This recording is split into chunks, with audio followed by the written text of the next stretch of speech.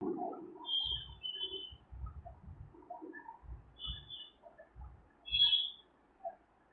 Everyone, आज आपण दोन सब्जेक्ट या ठिकाणी कव्हर करणार आहे. एक म्हणजे आपला ऑब्स्टेटिक अँड गायनेकोलॉजी वाला पण हा सब्जेक्ट सुद्धा यामध्ये आहे. या सब्जेक्ट मध्ये पण ब्रेस्ट फिडिंग हा टॉपिक आहे ऑब्स्टेटिक अँड गायनेकोलॉजी मध्ये, आणि चाइल्ड हेल्थ नर्सिंग मध्ये सुद्धा ऑब्स्टेटिक आपला ब्रेस्ट फिडिंग हा टॉपिक आहे. म्हणून आपण दोन्ही सब्जेक्ट मध्ये हा एकच टॉपिक बघणार, त्याचं नाव आहे ब्रेस्ट फिडिंग. आता ब्रेस्ट फिडिंग ज्यावेळेला आपण बघतो, मदर ही कोणत्या सब्जेक्टच्या अंडर येते? ऑब्स्टेटिक आणि मिडवायफरी मध्ये अंडर येते. आणि ब्रेस्ट फिडिंग ज्यावेळेला आपण करायला लावतो मदरला, हे कोणाच्या अंडर येते?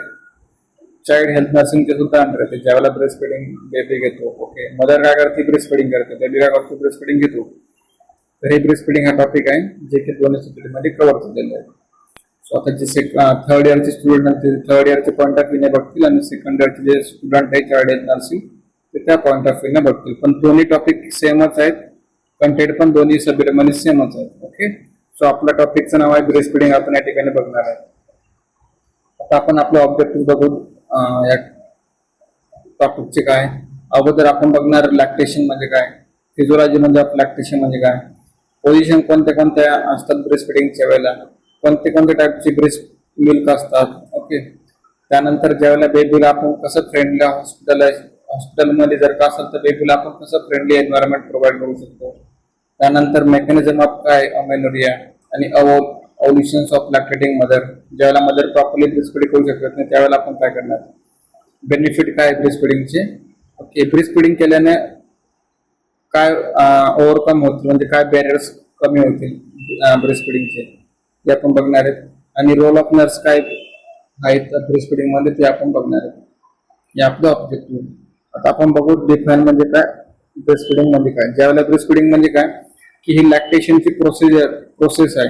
त्या प्रोसेस मध्ये काय प्रोड्यूस होतो, releasing of milk of memory Gland, त्याला आपण काय बोलतो इन ब्रेस्ट म्हणून. ओके, ब्रेस्ट म्हणून काय, ब्रेस्ट मध्ये कोणता ग्लँड प्रेझेंट असतो? Memory Gland. मॅमरी ग्लँड काय करतो? रिलीज करतो मिल्क. ओके, आणि मिल्कला रिलीज करण्यासाठी कोण हेल्प करतो? Hormones, oxytocin hormone. Oxytocin hormone ज्यावेळेला काय करतो? मदरला हेल्प करतो रिलीज करण्यासाठी मिल्क, सिक्रेट करण्यासाठी मिल्क, लॅक्टेशन. ओके, ज्यावेळेला मदर रिलीज करते मिल्क, त्यावेळेला बेबी काय करतो? ब्रेस्ट म्हणून मिल्क सक करतो आणि ब्रेस्ट फीड करतो. समजलं की आपली डेफिनेशन आहे ब्रेस्ट फीडिंगची. आता फिजिओलॉजी ऑफ लॅक्टेशन जर का आपण बघितलं तर काय पहिले काय होणार? Preparation of breast.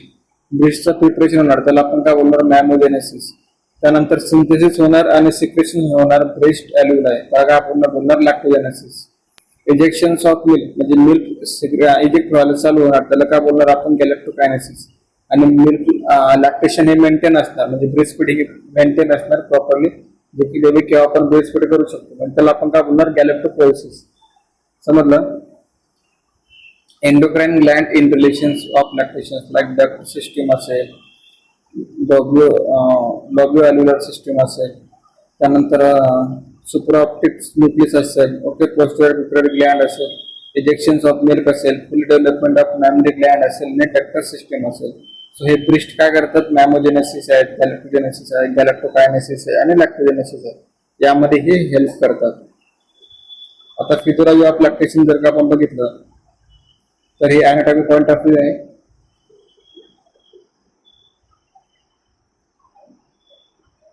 जे पण पोस्टीरियर जे आपले पोस्टीरियर ग्लँड जे असतात आणि हायपोथॅलॅमस असतो ते काय सिक्रेट करतात? ऑक्सिडेशन सिक्रेट करतात. ऑक्सिडेशन जे न्यूरॉन्स असतात आपले त्या ठिकाणी तो सिक्रेट होतो. सिक्रेट झाल्यानंतर काय होणार? प्रोलॅक्टिन हार्मोन आणि ऑक्सिडेशन ज्यावेळेला वाढणार त्यावेळेला मिल्क सिक्रेशन होणार आणि स्मूथ मसल्स म्हणून तो कॉन्ट्रॅक्ट होऊन मिल्क इजेक्ट कोण करणार? बेबी करणार. आता टाइप्स ऑफ आपण ब्रेस्ट फीडिंग बघू, ब्रेस्टची मिल्क बघू. कोलेस्ट्रॉल मिल्क म्हणजे काय?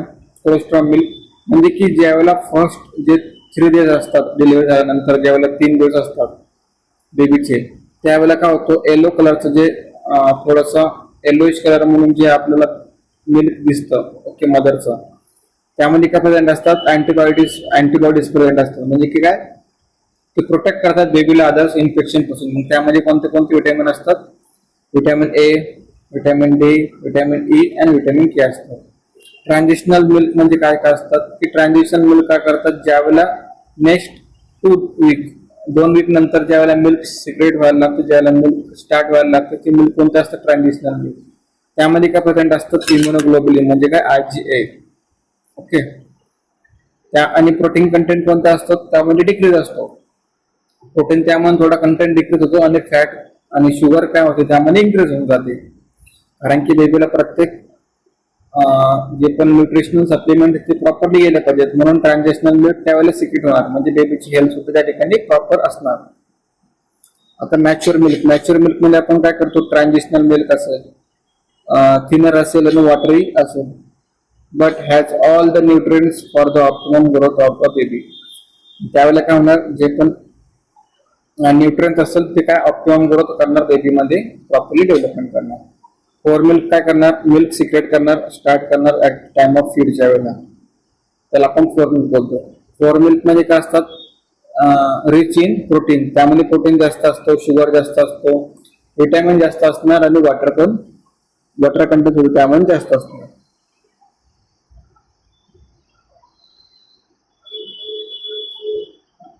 त्यानंतर हिन मिल्क मध्ये काय असतात? Toward the end of the feed, ज्यावेळेला एंड होणार, फीडची टाइम येणार एंड होण्याचं, त्यामध्ये काय जास्त असणार? रिच काय असणार? त्यामध्ये फॅट असणार जास्त, एनर्जी असणार. ओके. सॅटिस्फाईज बेबी हंगर, म्हणजे का बेबीची भूक काय करणार? तो सॅटिस्फाय करणार, त्याला आपण काय बोलतो? हिन मिल्क असं बोलतो. आता पोझिशन्स ऑफ ब्रेस्ट फिडिंगच्या कोणत्या करेक्ट पोझिशन कोणत्या आणि इनकरेक्ट पोझिशन कोणत्या आहे, आपण ती या ठिकाणी तुम्हाला एक्सप्लेन करणार आहे. करेक्ट पोझिशन मध्ये बघा आणि इनकरेक्ट पोझिशन मध्ये बघा. राईट दिलेले म्हणजे करेक्ट पोझिशन, इनकरेक्ट म्हणजे रॉंग दिलेले आहे.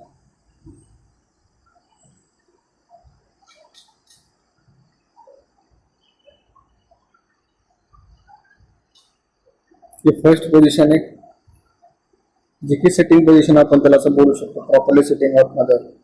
ओके. मदर ह्या ठिकाणी काय करते? प्रॉपरली सिट करते. ओके. बॅक साईडला काय करते? पिलो घेते आणि बॅक तिची काय करते? रिलॅक्स करते. ते रिलॅक्स केल्यामुळे स्ट्रेच सुद्धा रिलॅक्स होणार आणि तिचं जी लेगची जी पोझिशन आहे ती properly close to her legs in around him. तिची लेगची जवळच क्लोज झालेले आहेत प्रॉपरली आणि प्रॉपरली सिटिंग पोझिशन मध्ये बसलेली आहेत. बॅक साईडला तिने काय केलं? एक पिलो घेतलाय आणि एक पिलो अंडर द बेबीच्या सुद्धा बॅक साईडला ठेवलेलं, म्हणजे काय होणार? बेबीला कम्फर्ट होणार, मदरला सुद्धा कम्फर्ट होणार आणि प्रॉपरली ब्रीस्ट फिडिंग जी आहे ती करू शकतेस त्यावेळेला.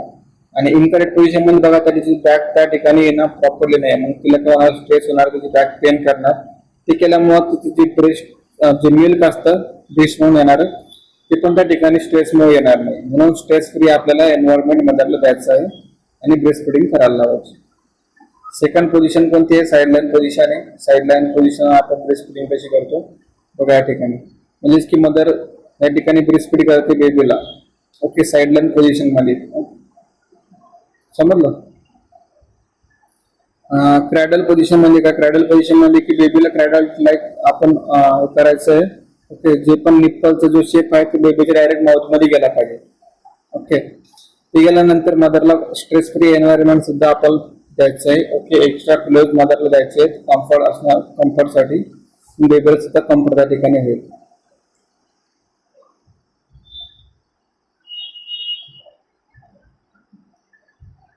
त्यानंतर क्रॉस क्रॅडल पोझिशन, म्हणजे अपोजिट साइड ऑफ आपण आता एक ब्रेस्ट म्हणून जर का मिल्क घेतलं पण बेबीच्या अंगावर अजून स्टॉक झाले नाही, मग आपण क्रॉस साईडला करणार, म्हणजे अपोजिट साइड ऑफ ब्रेस्ट जी आहे त्यातून आपण त्याला फीडिंग करणार, म्हणजे काय? क्रॉस क्रॅडल पोझिशन आपण त्याला असं बोलतो. त्या ठिकाणी clutch and football position. Clutch आणि फुटबॉल पोझिशन म्हणजे कसं? बेबीला डायरेक्टली असं आपल्याला पकडायचं आहे, त्यांचे जे लेग्स त्या ठिकाणी फुटबॉल लाईक आपल्याला त्यांना स्ट्रक्चर त्यांना प्रोव्हाइड करायचं आहे. समजलं. आता ट्विन फुटबॉल और क्लच पोझिशन मध्ये काय होणार? आता ट्विन बेबी आहे ना, आता ट्विन बेबीला आपण ब्रेस्ट फिडिंग करायची, सो आपण कसे त्यांना ब्रेस्ट फिडिंग करणार? या टाइप मध्ये आपण त्यांना ब्रेस्ट फिडिंग करणार. वन ब्रेस्ट साईडला वन बेबी असणार आणि सेकंड ब्रेस्ट साईडच्या बेबीला सेकंड बेबी असणार, म्हणजे काय? ट्विन बेबी फुटबॉल आपण त्याला असं बोलतो. ट्विन क्रॉस क्रॅडल पोझिशन म्हणजे काय? जे पण दोन्ही बेबी अपोजिट साईडला त्यांना आपल्याला ठेवायचे, अपोजिट साईड ऑफ त्यांचे फेस असणार आहेत. ओके. त्याला आपण काय बोलतो? ट्विन क्रॉस क्रॅडल पोझिशन असं त्यांना बोलतो. Football and the cradle hold combinations. म्हणजे कसं, आता एक बेबी जो आहे तो क्रॅडल म्हणजे की क्रॉस मध्ये झोपलेला आहे आणि तो ब्रेस्ट फिडिंग करतोय, आणि एक कसं आहे डायरेक्टली मदरचा जो ब्रेस्ट आहे त्या ठिकाणी निप्पल तो सक करतोय. ओके, फुटबॉल लाईक स्ट्रक्चर मध्ये त्याला आपण काय बोलतो, फुटबॉल आणि क्रॅडल होल्ड कॉम्बिनेशन मध्ये असं बोलतो.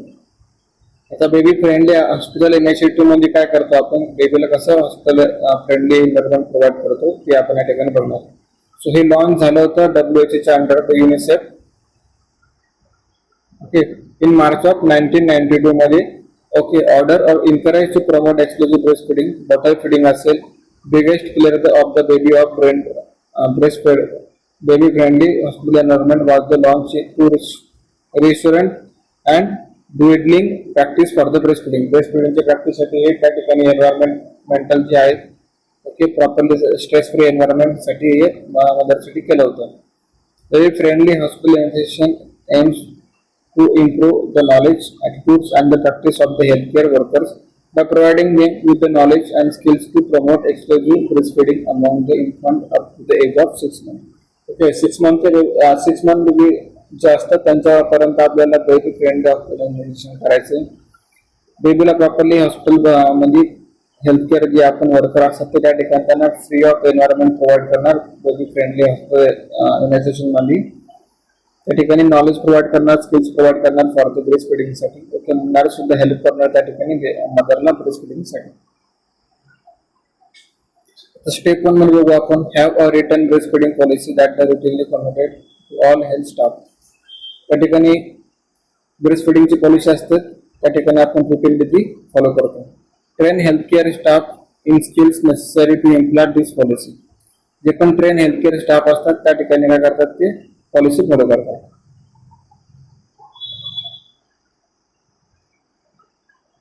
Inform all pregnant woman about the breast feeding and the management of breast feeding. जे पण प्रेग्नेंट मदर असतात त्यांना आपल्याला इन्फॉर्म करायचे रिगार्डिंग टू ब्रेस्ट फिडिंग बद्दल, आणि त्यांचं मॅनेजमेंट प्रोव्हाइड करायचं त्यांना ब्रेस्ट फिडिंग बद्दल. हेल्प करायची मदरला फॉर द ब्रेस्ट फिडिंग साठी हाफ अवर साठी ऑफ बेबी बर्थ. ज्याला बेबी बर्थ होणार हाफ अवर नंतर आपण त्यांना हेल्प करायची बेबीला ब्रेस्ट फिडिंग करण्यासाठी.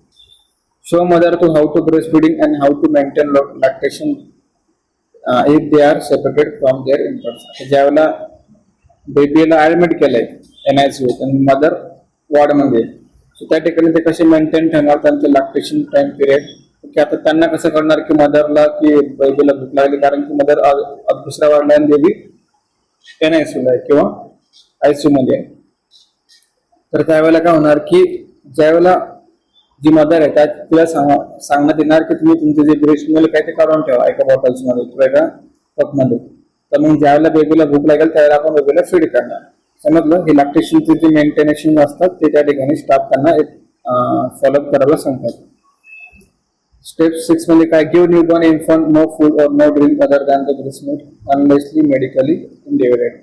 आता मेडिकली इंडिकेटेड काय असतात की ज्यावेळेला आपण ब्रेस्ट फिडिंग देतो सोबत आपण त्यांना फूड वाटर हे देत नाही. का? कारण की मिल्क मध्ये सगळ्यात जास्त कंटेंट कोणते असतात, वॉटर कंटेंट असतो, जे की त्यांना काय थ्रस्ट म्हणजे काय तहान भागवते, भूक भागवते, आणि अदर्स न्यूट्रिएंट्स कंटेंट सुद्धा त्यामध्ये असतात. Practise rooming if in and allow the mother to infant mothers and infant to remains together round the clock. आता प्रॅक्टिस रूमिंग मध्ये काय करतो आपण, मदर्सला अलाउ करतो इन्फंट जवळ जाण्यासाठी, ओके, इन्फंटला ब्रेस्ट फिडिंग करण्यासाठी एकाच वेळेला. Encourage breastfeeding on demand. Mother should be breastfeed the baby whenever they are hungry and not according to the clock. Suppose जर का ते hungry नसेल according to clock आणि त्यांनी टाइम झालेला नसेल जेवायचा, तर मदर काय करते, ब्रेस्टफीडिंग देण्याचा ट्राय करते, पण ते इट इज त्या वेळेला पण बेबीला भूक लागली पाहिजे. सो आपण काय करणार, एका कंटेनर मध्ये मदरला सांगणार तुम्ही या ठिकाणी ब्रेस्टचं मिल्क आहे ते काढून ठेवा. गिव्ह नो आर्टिफिशियल फीड और पॅसिफियर द बेबी. आर्टिफिशियल आपण फिडिंग देत नाही बेबीला. समटाइम्स मदरची जर काही इलनेस कंडिशन असेल, म्हणजे की काय मदरला ब्रेस्ट फिडिंग होत नसेल, तर त्यावेळेला आपण त्यांना लॅक्टोजन पावडर ते त्या ठिकाणी देतो. Foster the establishment of breast feeding support group and the refer the mother to them on discharge from the hospital. आपण काय करतो, एस्टॅब्लिशमेंट करतो की ब्रेस्ट फिडिंगला मध्ये सपोर्ट करतो मदरला. ते मदरच्या ग्रुपला आणि रेफर करतो मदरच्या ग्रुपला की डिस्चार्ज करण्यासाठी फ्रॉम द हॉस्पिटल म्हणून नॉर्मल डिस्चार्ज भेटायला पाहिजे म्हणून. ओके. त्यानंतर बेनिफिट्स काय ब्रेस्ट फिडिंगचे. फर्स्ट वन काय, प्रोटीन भेटतो, ह्युमन मिल्क भेटतो. ओके. मग ज्या वेळेला लो प्रोटीन असतात त्यामध्ये किती 0.7 ग्राम पर डे. काऊ मिल्क मध्ये किती असतो, जास्त राहतो प्रोटीन 3.5 ग्राम पर डे. आता फॅट जर का आपण बघितलं, फॅट कंटेंट ज्या वेळेला आपण बघतो सो ऍसिड फॅटी ऍसिडिक असतो, फॅट कंटेंट जास्त असतो मधाच्या मिल्क मध्ये. त्यानंतर मिनरल्स जर का आपण बघितले, मिनरल्स मध्ये कंटेंट हा जास्त असतो, स्मॉल कमी प्रमाणात असतो कंटेंट.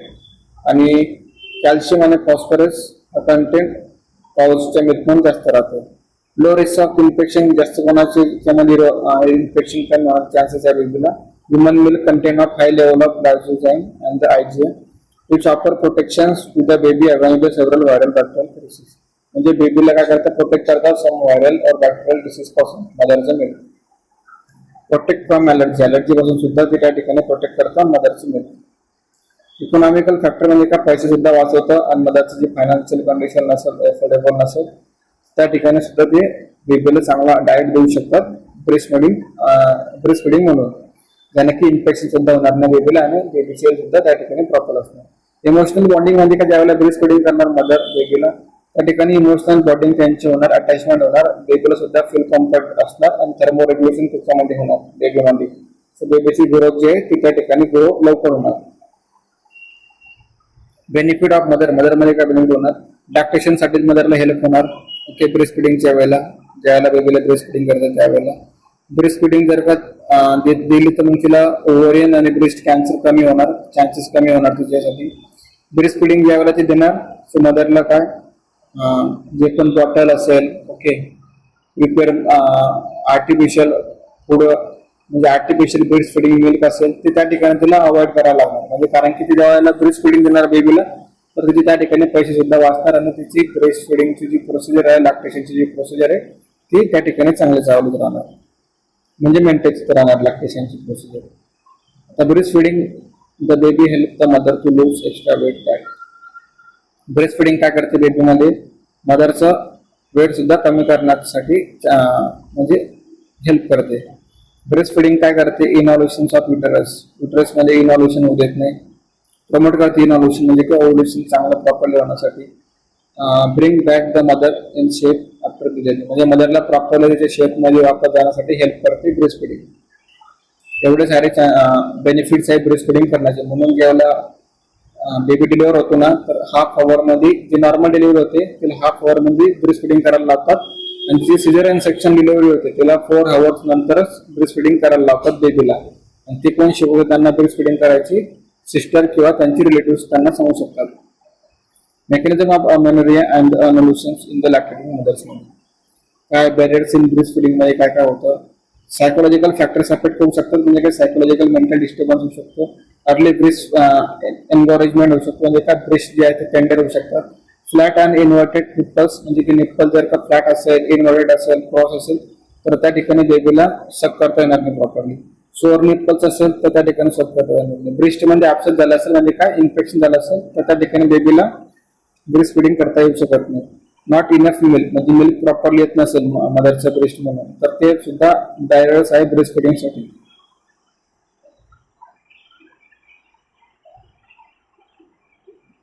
आता रोल ऑफ नर्स काय इन ब्रेस्ट फिडिंग मध्ये, नर्स मदरला एज्युकेट करायचं अकॉर्डिंग टू त्यांचं काय ब्रेस्ट फिडिंग मध्ये काय होऊ शकतं, ब्रेस्ट फिडिंग मुळे हेल्प काय बेबीला आणि मदरला. ओके.